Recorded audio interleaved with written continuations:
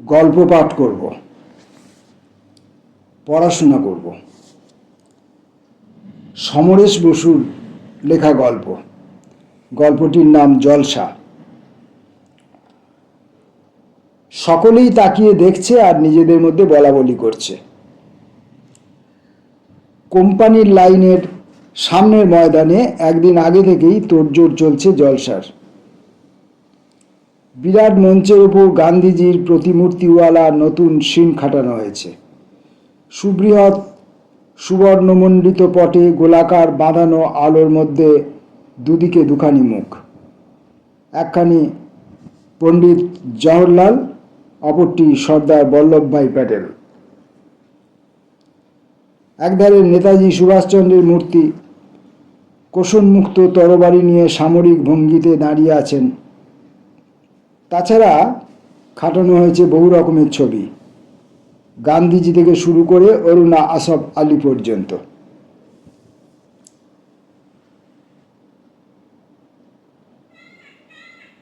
বাবু সাহেব কর্পূর সিং দেখাশোনা করছেন। লিভার আফসার বনার্জি সাহেব দেখিয়ে শুনিয়ে দিচ্ছেন কোথায় কি সাজাতে হবে। আগামীকালকে জলসার প্রস্তুতি হচ্ছে।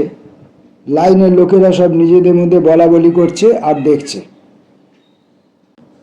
কাজ থেকে ফিরে এসে মৌজ করে সব বসে আর আগামীকালের জলসা সম্বন্ধে নিজেদের মধ্যে বলাবলি করছে।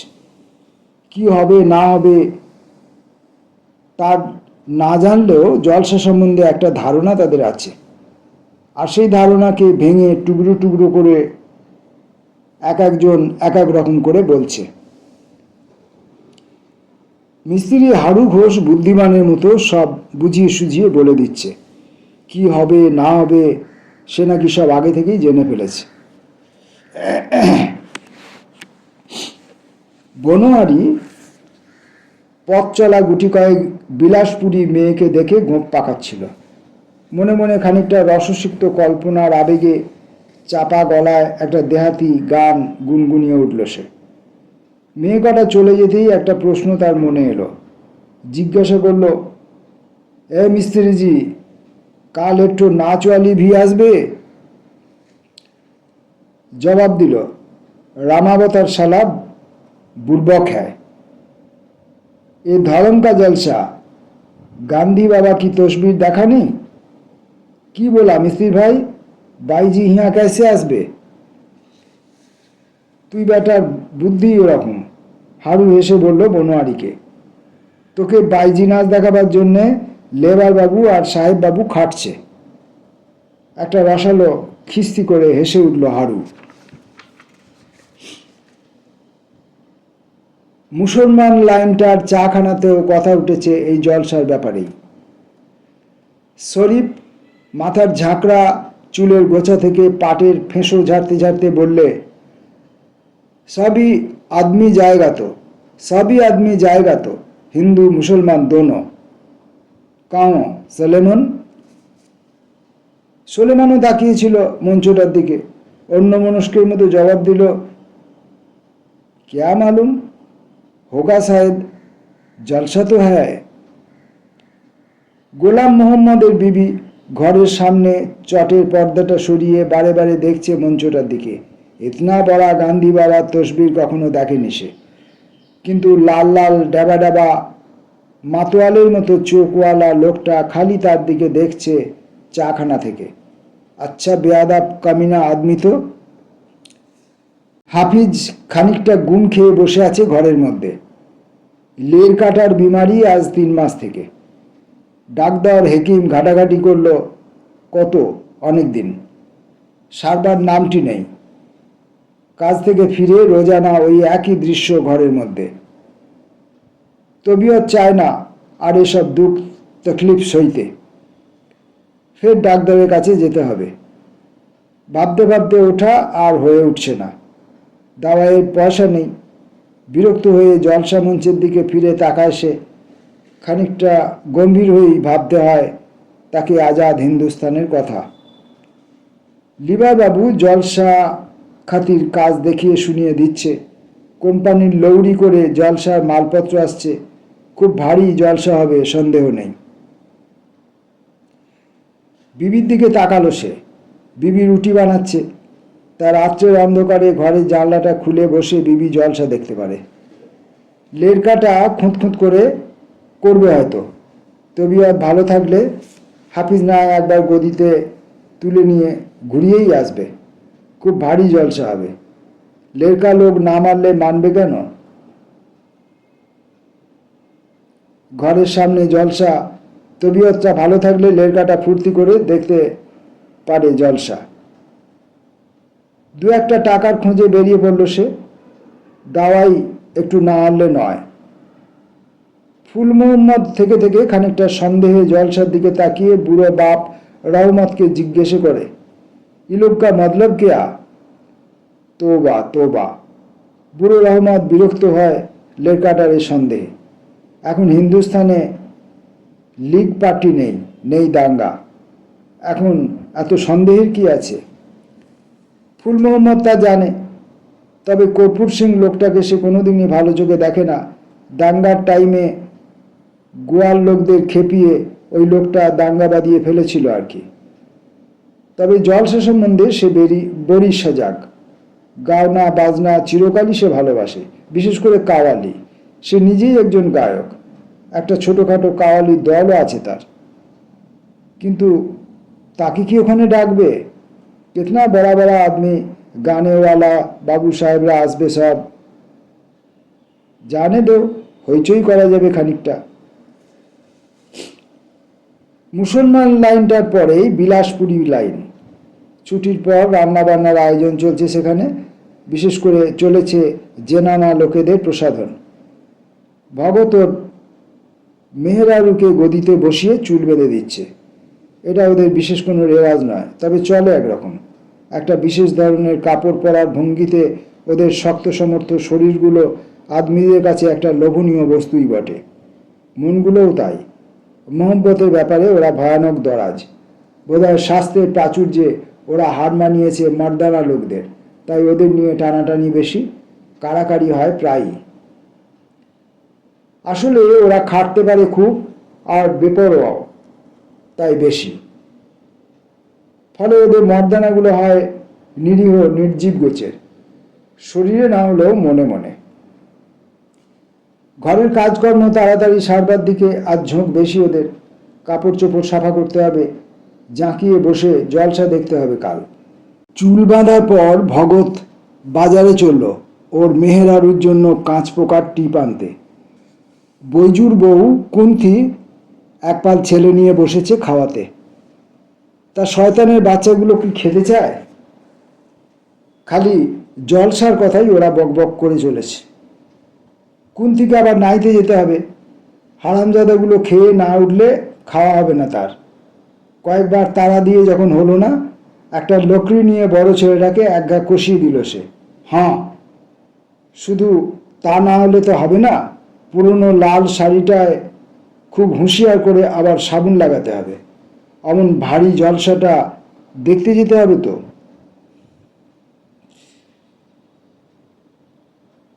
বিধবা ছেদি লাইনের মর্দানাদের সঙ্গে ইয়ার্তিকুর করতে করতে খিলখিল করে হাসছে আর নিজের বাঁধানো রোয়াকে একটা নতুন শাড়িকে বাসন্তী রঙে ছোপাচ্ছে।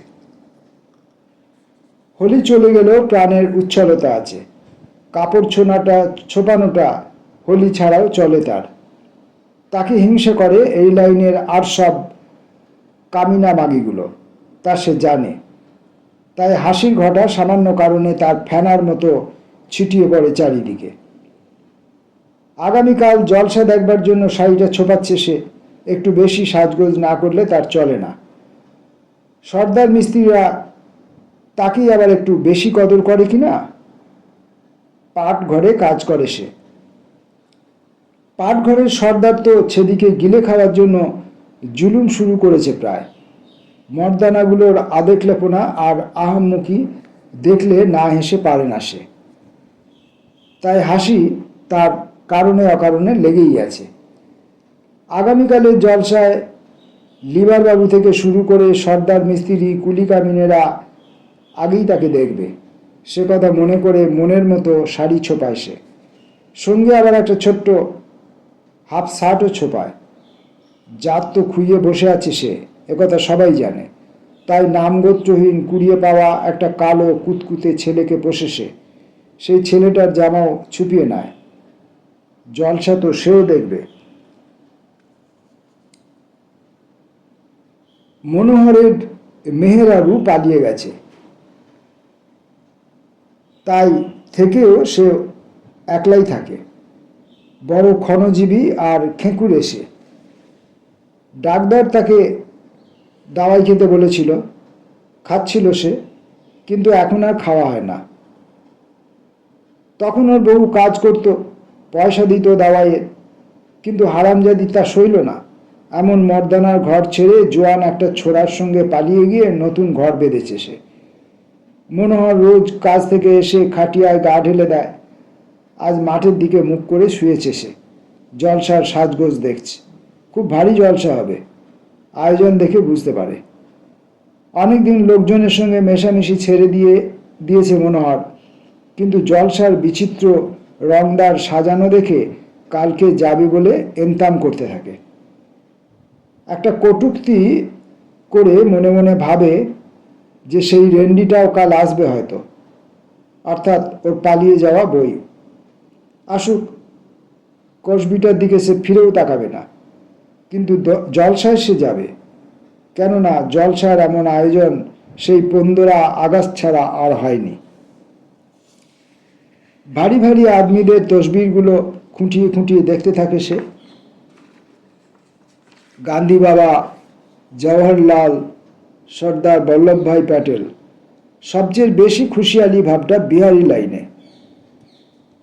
ধুলো মাখা নেংটি পড়া একদল ছেলে একটা পুরনো জং ধরা টিনের ওপর বাঁশি দিয়ে পিটছে আর রঘুপতি রাঘব রাজা রাম গাইছে। আগে ওরা সিনেমার 2-1 কলি গাইতো, অথবা রামলীলার 1-আধ কলি।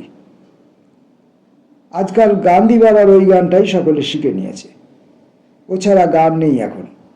কালকে জলসার ওখানে খানা মিলবে, এ আলোচনাও হয়ে গেছে ওদের মধ্যে। পুরি তরকারির একটা ধারালো রসালো আয়োজনের কল্পনায় ওরা ছাগল বাচ্চার মতো লাফাতে মশগুল।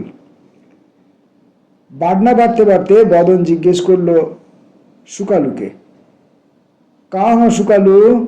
गांधी बाबा की तर्पण के जलसा हो रहा है। সুকালু একটু ধার্মিক গোছের লোক, যাতে সে মুচি, তাই ধর্মের গোড়ামি তার বেশি। পণ্ডিতের মতো গম্ভীরভাবে বলে সে, হ্যাঁ। রোহিতাসকে গানা ভি হোগা, অর্থাৎ হরিশ্চন্দ্রের পুত্র রোহিতাসের আখ্যান ও গীত হবে। এটা হলো সুকালুর পাণ্ডিত্যের আন্দাজি কথা, কারণ রোহিতাসকে গানা অনেকে তার কাছে শুনতে আসে। বদন গোয়ালা হলেও মুচির কথায় তার অখণ্ড বিশ্বাস। রোহিতাসের গান হবে শুনে সে খুব খুশি। ভুলেই গেল এতক্ষণ সে শঙ্কিত চিত্তে সাহুজির অপেক্ষা করছিল। সুদের টাকা জোগাড় হয়নি। জিজ্ঞেস করলে, তুম গাও গে? সুকালুর ঠোঁট কুচকে এমন ভাব করল যে তেমন বেতমিজ সে নয়। কানের পিঠে হাত দিয়ে মহাদেব গান ধরেছে, কালী কলকাতা মে বৈঠল বারম্বার ভারত মে। মা কালী বারবার কলকাতাতেই আস্তানা গড়ে বসলেন, সে কথা শোনাবার জন্য এ গান গায়নি মহাদেব। তার খুশির কারণ, কাল সুখ হত্যার দিন আর জলসা পরশু শনিবার আধবেলা কাম, তারপর এতোয়ার জংলা ঘুমে যাওয়ার দিন। মানে শহর ছেড়ে মাঠে ঘাটে বেড়াতে যাওয়াকে ওরা বলে জংলা ঘুমে যাওয়া। চিরকাল গেঁয়ো মেঠো চাষি সে, নকরির খাতিতে এখানে এসেছে, তাই এতোয়ার এলেই জংলা ঘুমতে যাওয়াটা তার পক্ষে খানিকটা অভিসারে যাওয়ার মতো। চন্দ্রিকা লকড়ি কাটতে কাটতে একবার জলসা মঞ্চের দিকে দেখছে, আর তার জেনানা সুভদ্রার সঙ্গে খাপছাড়াভাবে 2-4টে কথা বলছে। সুভদ্রার এখন ভরা পেট, অর্থাৎ অভি লেরকা হনে বালি। যে কোনো দিন যে কোনো মুহূর্তে দরদ উঠে বেঁকে দুমড়ে পড়লেই হলো। তাই চন্দ্রিকাই এখন কাজকর্ম দেখাশোনা করে। ওর বহু এই পয়লা লেরকে হনে বালি। ভয়ের কারণ তো একটু আছেই, তাছাড়া চন্দ্রিকার উদাস মনটাও আজকাল একটু চাঙা হয়ে উঠেছে। বিয়ে হওয়ার বহুদিন পরে ওকে একটা বাচ্চা দিতে তৈরি হয়েছে বহু। আদর আর কৃত্রিম ক্রোধে ধমকে ওঠে চন্দ্রিকা, নেই, সুভদ্রার এখন ওসব জলসা উলসা দেখতে যাওয়া চলবে না। জাহ্নবী মাতার ভরা বর্ষার মতো পেটের অবস্থা, এখন উজবুকের মতো যেখানে সেখানে যাওয়া চলে? সুভদ্রা একটুতেই দমে যায়। আসলে চন্দ্রিকা ভয়ানক গোয়ার বলে কৃত্রিমতাটুকু ধরা পড়ল না ওর চোখে। মুখ বুজে আটার ভুসি চালতে থাকে সে, কিন্তু জলসাটা খুব বঢ়িয়া হবে। তার নিজেরও একটা আকর্ষণ রয়েছে সেদিকে। লকড়ি ফাড়তে ফাড়তে খুব অবহেলা ভরেই আপন মনে বলে সে, অবস্থার সমঝে ব্যবস্থা হবে। নিতান্তই যদি কালকে সুভদ্রা কাত না হয়ে পড়ে, তবে না হয় ভিড় গোলমাল বাঁচিয়ে একবার ঘুরে আসা যাবে।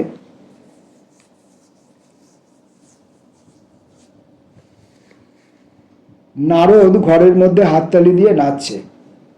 লোকে দেখলে তাজ্জব বনবে তো বটেই, পাগলও মনে করবে নারদকে।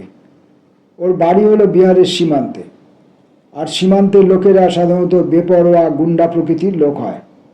নারদের লম্বা চওড়া চেহারাটা দেখেও সেই রকমই মনে হয়। বিহারীরাও ওকে সেই চোখেই দেখে।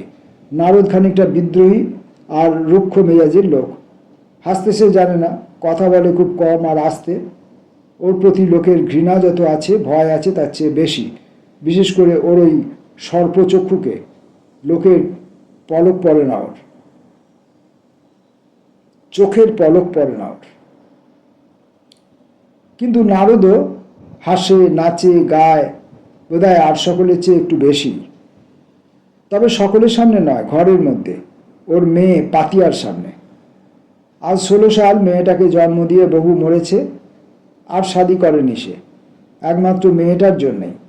পূর্বজন্মে রামজির কাছে কি পাপ করেছিল কে জানে, তার লেরকিটা বিকলাঙ্গ হয়ে জন্ম নিয়েছে। কোমর থেকে মাথা অবধি অপূর্ব সুগঠিত চেহারা পাতিয়ার। 16 বছরের উচ্ছল যৌবন সর্বাঙ্গে সুস্পষ্ট, এক মাথা কোঁকড়ানো চুল, কিন্তু কোমরের পর থেকেই কোনো পিশাচ দেবতা যেন সব ছিঁচে নিয়েছে।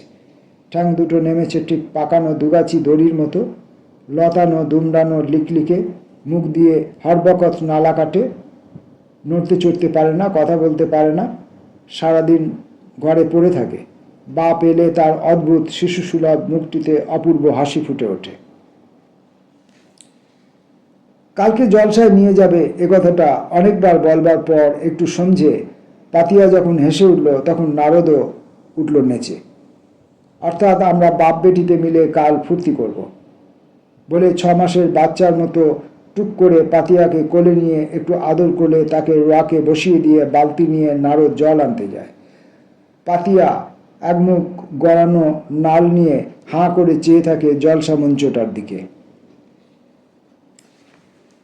নারদের মনে পড়ে পাতিয়াকে নিয়ে নিতে চেয়েছিল এখানকার ধনী মহাজন শয়তানের রাজা ওই সাহুজি। অত্যন্ত ঘৃণায় প্রত্যাখ্যান করেছিল সে প্রস্তাব। কথাটা শুনে কেউ বলেছিল, সাহুজির নাঙ্গা ফকির দিয়ে ভিক মাঙা দলের ব্যবসা আছে, সেই জন্যই ও পাতিয়াকে চায়। আবার কেউ কেউ বলেছিল, আসলে সাহুজির মতো বিদঘুটের শয়তান পাতিয়াকে বহুর মতো ঘরে নিয়ে যেয়ে রাখতে চায়। নারদের ইচ্ছা হয়েছিল হাতুড়ি দিয়ে বেতমিজ কামিনাটার মাথাটা টুটাফাটা করে দেয়। তার বড় আদরের, বড় বেদনার লাল ওই পাতিয়া, তার দিল দরদ সমস্ত আচ্ছন্ন হয়ে আছে ওই পাতিয়াকে ঘিরে। জলসার বড়িয়া আয়োজন দেখে ভারী খুশি সে। নাল মোছার গামছাটা এক কাঁধে আর পাতিয়াকে আর এক কাঁধে নিয়ে সে যাবে কাল জলসা দেখতে। ভারী খুশি হবে পাতিয়া। বিহারি লাইনটার পরে মাদ্রাজি লাইন। কাঁচা হলুদ মাখা মুখে মেয়েদের আর মুখে চুরুট গোঁজা পুরুষদের ভিড় এখানে। কাঁচা হলুদ মাখা মুখে মেয়েদের আর মুখে চুরুট গোঁজা পুরুষের ভিড় এখানে। লাইনের নর্দমা 10-12টি ছেলে মেয়ে সারি সারি বসেছে মলমূত্র ত্যাগ করতে, আর আলোচনা চলছে জলসার। জোয়ানের দল নিজেদের তেলুগু ভাষায় কালকে সীতা উদ্ধার নাটক করবে ভেবেছিল, কিন্তু জলসার আয়োজন দেখে বন্ধ করে দিয়েছে। নাটক মানে শুধু গান, মুখে রং মেখে রাম, সীতা, রাবণ ইত্যাদি সেজে যে যার ভূমিকায় খানিকটা হম্বিতম্বি করবে আর ঘুরে ঘুরে গান করবে। কিন্তু জলসার ব্যাপারেই আজ তারা মেতে উঠেছে বেশি। ওদের মধ্যে আপ্পা রাওয়ের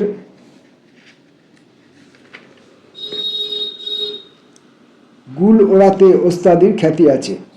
জলসা সম্বন্ধে নানা রকম কথা শুনতে শুনতে খুব গম্ভীর হয়ে বলে ফেলে সে, বাবু সাহাব অর্থাৎ কর্পূর সিং কালকে তাকে জলসার রাবণের সঙ্গে রামের যুদ্ধাখ্যানটুকু গান করতে বলেছে।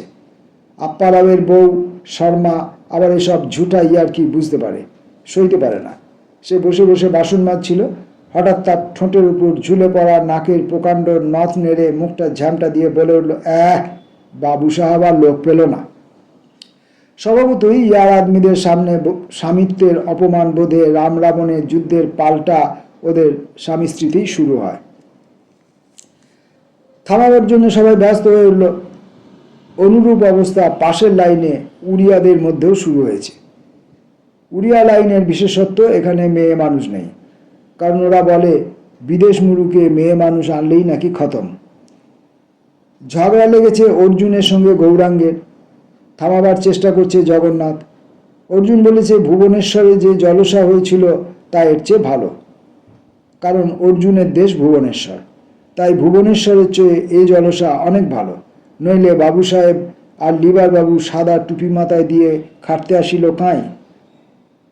এদের দ্রুত কিচিরমিচির সত্ত্বেও সামনেই বসে বহু কষ্টে কেনা শখের বস্তু হারমোনিয়ামটা কোলের কাছে নিয়ে মাধব তারস্বরে গান ধরেছে, নন্দেরও নন্দন বক্কাক্ষ নাই। মনে তার বহু দুর্ভাবনা। দেশ থেকে চিঠি এসেছে, এ দফায় বেশি টাকা পাঠাতে না পারলে মহাজনের ধার শোধ হবে না, জমি বেহাত হতে পারে। তবু আজ জাগরনাথের মন্দিরের মতো জবরজং জলসা মঞ্চ দেখে হারমোনিয়াম নিয়ে বসেছে, কিন্তু গান থেকে নিরস্ত হতে হলো তাকে। কারণ গৌরাঙ্গ ঠাস করে একটা চর কষিয়েছে অর্জুনের গালে, আর অর্জুন সাঁড়া বলে হুঙ্কার দিয়ে একটা চেলা কাঠ কুড়িয়ে নিয়েছে। ক্রমশ অন্ধেরা ঘনিয়ে এলো। অল্প আমনি জাদুই নগরীর মতো লাইনের ময়দানটা দিনমাফিক আলোয় উঠল হেসে। রাতভর কাজ হলো। জলসা সম্বন্ধে এবার সবাই আরো থোড়া বহুত সজাগ হয়ে উঠল। কারখানার ম্যানেজার সাহেব এলো মেঘ সাহা আর বাবাকে সঙ্গে নিয়ে। হাত নেড়ে বুঝিয়ে দিতে লাগলো লিবার বাবু, আর সাহাব মাথা নেড়ে নেড়ে বুলারি ডাম গুড বহুত আচ্ছা ইত্যাদি বহুত খুশিয়ালি বাত করতে করতে হাসতে লাগলো। সাহাব আর লিবার বাবুর হাসি দেখে লাইনের খানিকটা ডট তাজ্জবে ঘাবড়ানো মুখগুলাতেও দেখা দিল হাসি। সকলে তাজ্জব মারল তখন, যখন ম্যানেজার সাহেব বাবু সাহেব কর্পূর সিংকে দেখে চিল্লিয়ে জয় হিন্দ বলে সালাম দিল। হ্যাঁ, সাহেবকেও জয় হিন্দ বলতে হয়। हाँ अपना काम में सुना हूँ বলে এ ওর কাছে বড়ি একটা বাহাদুরি নেওয়ার ফিকিরে বুক ঠুকতে লাগলো। তারপর রাত্রি তার দুনিয়ায় ক্লান্তি নিয়ে ঘুম হয়ে নেমে এলো লাইনের বুকে। এখানে সেখানে মারি বীজের মতো লাইনের আনাচে কানাচে খাটিয়ে আর চাটাই ভর্তি মানুষ, তবু এরই মধ্যে বহু প্রবৃত্তির খেলা, হাসি, কান্না, গান। এ দুর্বিষহ গোমট আলো বাতাসীন পায়রার মতো ক্ষোভগুলোতেও নরনারীর আদিম প্রবৃত্তির উষ্ণতা ছড়িয়ে পড়েছে, তবু অবিকল দুনিয়ার যান্ত্রিক গতির মতো।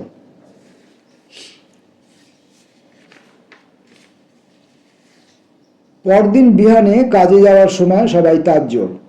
হ্যাঁ, জলসা মঞ্চ বটে।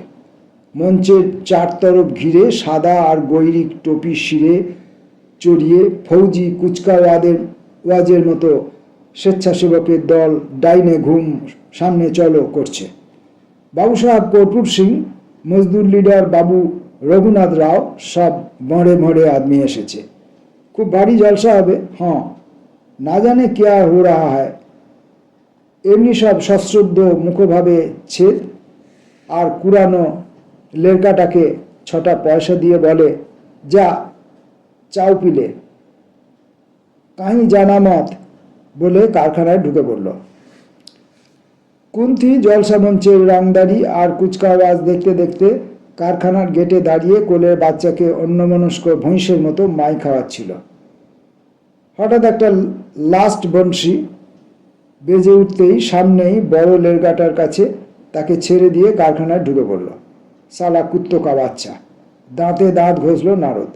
বাবু সাহেবের সঙ্গে সাহুজিকে দাঁত বের করে রঙ্গ করতে দেখে। পর মুহূর্তেই জলসার আয়োজন দেখে চিরকালের গোমরা মুখে হেসে বলে পাশের লোককে, হ্যাঁ ইয়ে হয় জলসা। আপ্পারাও আর শর্মা তো দাঁড়িয়েই পড়ল ফৌজি কুচকাওয়াজের রকম দেখে। আরে বাপ, এর বেশি আর অর্জুনের মুখ দিয়ে বেরোলো না। খানেকা টাইমে টিফিনে দেখা গেল একটা যন্ত্র মুখের কাছে নিয়ে মঞ্চের ওপর থেকে একজন অচেনা আদমি চিল্লাচ্ছে, 1 2 3 4। আর সে কথাগুলো চতুর্গুণ জোরে চতুর্দিকে ছড়িয়ে পড়ছে। কাহা কাহা সে বহুত আদমি এসেছে। প্যাঁপো স্বেচ্ছাসেবকের দল একটা তামার মোটা বাঁশি বাজাচ্ছে আর ঘুরে বেড়াচ্ছে ফৌজি কায়দায়। উৎসবের উল্লাস জমাট বেঁধে উঠেছে প্রতি মুহূর্তে। কিন্তু বেলা 3টের সময় হঠাৎ একটা প্রকাণ্ড বিস্ফোরণের মতো কারখানার ভেতর সহস্র গলার একটা উত্তেজিত গর্জন ফেটে পড়ল। আবি জলসা শুরু হো রাহে।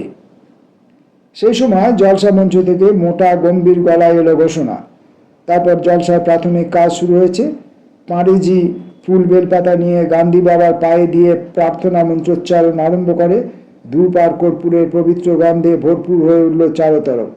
করুণ কণ্ঠে গীত ওঠে, হায় বাপুজি তু কাহা চালা গিয়া। 1 ঘন্টা যেতে না যেতেই কারখানার ভেতর থেকে কেমন একটা আক্রমণাত্মক ক্রুদ্ধ গর্জনের মতো ভেসে এলো। কি ব্যাপার? ম্যানেজার সাহেবকে ঘেরাও করেছে কুলি কামিনের দল। মগর কাহে? লিখাপড়া নেই, বাপ পুছ নেই, হাজারো আদমিকে বুর্বক বানিয়ে নিয়ে হঠাৎ মালিক নোটিশ ছেড়ে দিল, 1100 আদমি ছাঁটাই হলো। কারণ কয়লা নেই, মালিকের অর্ডার নেই, কাম নেই, বেকার আদমি রেখে নাফা কি আছে? পয়লা ছেড়েই হাতের উপর ভারী মোটা কঙ্কন সদ্য ঠাস করে কষালে এক ঘা সাহেবের কপালে। আরে এ কামিনা, তোমার নাফা দেখতা হাম কেয়া রেন্ডি বানেগা? কার একটা খৈনির ডিবা এসে পড়ল সাহেবের লাল টুকটুকে নাকের ডগায়। বাইরে থেকে জলসার মিষ্ট বাদ্যধ্বনি ভেসে এলো, তার সঙ্গে গান্ধী মহারাজ কি জয়ধ্বনি। ম্যানেজার সাহেব থোড়া কিছু বলবার চেষ্টা করলো, কিন্তু বেতমিজ কুলিকামিনদের হল্লায় ডুবে গেল সে। শেষটায় সাহেব বেশ খানিকটা জোরে হেঁকে উঠল, শুনো হাম বলটা হ্যায় জয় হিন্দ। তেরি জয় হিন্দ কো গুয়ার চন্দ্রিকা একটা খিস্তি করে উঠল। সেই মুহূর্তেই ঘটল পুলিশের আবির্ভাব। প্রাণ ফিরে পেল ম্যানেজার সাহেব। থানায় বড়বাবু এসে ম্যানেজারকে আগলে দাঁড়িয়ে বলে উঠল, তুম লোক যাও, ছুটি হো গয়া। কেউ কেউ কাঁচা খেউর করে উঠল। 4:30 বাজে তারা ছুটি চায় না, 5টায় তাদের ছুটি, রোজ যেমন হয়। আপ্পারাওয়ের বহু শর্মা হঠাৎ বাঘিনীর মতো ঝাঁপিয়ে পড়ল বড়বাবুর উপর। রেন্ডিকে বাচ্চা, দালালি করনে আয়া। অকস্মাৎ এরকম একটা আঘাতে বড়বাবু টাল সামলাতে না পেরে পড়ে যেতেই হীরালালের মেহেরবাবুর পায়ের মোটা বাজুশুদ্ধ ধাঁই করে কষালে তার মুখে এক জবরদস্ত লাত। জলসা মঞ্চের সেই যন্ত্রটা থেকে উদাত্ত কণ্ঠস্বর ভেসে এলো, आप लोग चिल्लाइए मत, अभी गांधी बाबा जी का कहानी शुरू हो रहा है, शांत रहिए आप लोग। বেয়নেট চার্জ করা বেটারা কোঁকিয়ে উঠল বড়বাবু। হুকুম মাত্র সমস্ত সিপাহী লোক ঝাঁপিয়ে পড়ল খোলা কিরিচ নিয়ে কুলিকামিনদের ওপর। হট যাও, চলো হট যাও। হঠাৎ সবাইকে নিয়ে এলো একদম লাইনকে অন্দর। তারপর চারদিক থেকে ঘিরে ফেললো লাইনটাকে সশস্ত্র সিপাহী দল। লাইন ঘিরে তৈরি হলো এক অচ্ছেদ্য ব্যূহ। সন্ধ্যা ঘনিয়ে এলো। জলসা মঞ্চের 4 তরফে আলোকমালা এসে উঠল। মঞ্চের উপর দাঁড়িয়ে মজদুর লিডার বাবু রঘুনাথ রাও গান্ধী বাবার কাহিনী বলতে বলতে কেঁদে ফেললেন। সিপাহী ব্যূহটার ভেতর থেকে লাইনের মানুষগুলো কেমন বোকার মতো ডরপুকে হাঁ করে চেয়ে আছে মঞ্চটার দিকে। হাঁ, বহুত ভারী জলসা হচ্ছে, পুরিও বাজা হচ্ছে, ঘিউর মিঠা বাস এসে লাগছে ওদের নাকে। রাত্রের অন্ধকার ঘনিয়ে আসতে নিঃশব্দে একটা কালো গাড়ি এসে দাঁড়ালো লাইনের সামনে। তারপর বেছে বেছে লোক ওঠানো হতে লাগলো তার মধ্যে। চন্দ্রিকার বহু প্রসব বেদনা এলিয়ে পড়েছে রোয়াকে। চন্দ্রিকাকে তখন সিপাহীরা জোর করে ঠেলে তুলে দিচ্ছে গাড়িটার মধ্যে। গান্ধী বাবার কাহানি শেষ হতেই জলসা মঞ্চ গীত উচ্ছ্বাসে ফেটে পড়ল। আলো ঝলমলে উৎসব। লাইনের মানুষগুলো যেন কি এক বিভীষিকা দেখছে। এমনই বড় বড় ভয়ার্ত চোখে একবার জলসা মঞ্চ আর একবার কালো গাড়িটাকে দেখতে থাকে।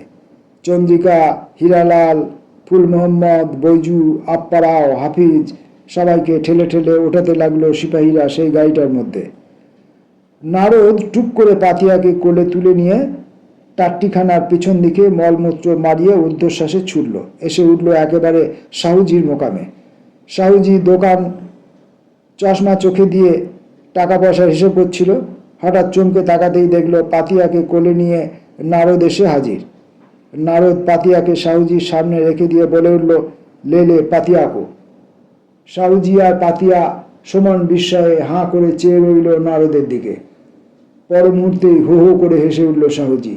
हाँ हाँ मालूम हो गया ठीक है বলে ললুর দৃষ্টিতে পাতিয়ার সুগঠিত ঊর্ধ্ব দেহটাকে চোখ দিয়ে গিলে খেতে লাগলো সে। উগ্র লোভানিতে জল জল করে উঠল তার শকুনের মতো চোখ দুটো পাতিয়ার বুকটার দিকে চেয়ে। নারদের দম বন্ধ হয়ে এলো। রক্ত বেরিয়ে আসবার উপক্রম হলো চোখ ফেটে। বলল, উস্কো দুবেলা পেট ভরে খেতে দো, ব্যাস और कुछ नहीं। এতক্ষণে বিস্ময় কাটিয়ে সাহুজির চোখ দেখে পাতিয়ার মনে একটা ভীষণ সন্দেহ হয়। মুখ দিয়ে লাল আর চোখ দিয়ে জল একসঙ্গে গড়িয়ে এলো তার। কথা বলতে পারে না। একটা জানোয়ারের বাচ্চার মতো নারদের দিকে হাত দুটো বাড়িয়ে আউ আউ করে উঠল সে। চিনাটা ফেটে যাবার মতো হলো নারদের। কানে আঙুল দিয়ে ছুটে বেরিয়ে এলো সে সেখান থেকে। একটা আচমকা গর্জন করে আবার নিঃশব্দে মানুষ ভর্তি কালো গাড়িটা লাইনের সামনে থেকে দ্রুত বেরিয়ে গেল। জলসা মঞ্চে তখন গীত মঞ্চে তুমুল হট্টগোল শুরু হয়েছে। গায়কেরা যেন খেপে গেছে। বাবা রঘুনাথ রাও ঢোলক পিটছে, বাবু সাহাব গান করছে, আর সবাই দুয়ারিক টেনে চলেছে। রঘুপতি রাঘব রাজা রাম অচেতন খ্যাপা অবস্থায় মঞ্চ কাঁপিয়ে সবাই গেয়ে চলেছে। ছেদির সেই কুরানো কালো কুতকুতে ছেলেটা অন্ধকারে নারদকে চলতে দেখে বলে উঠল, हाँ बहुत भारी जलसा होता है, बढ़िया जलसा।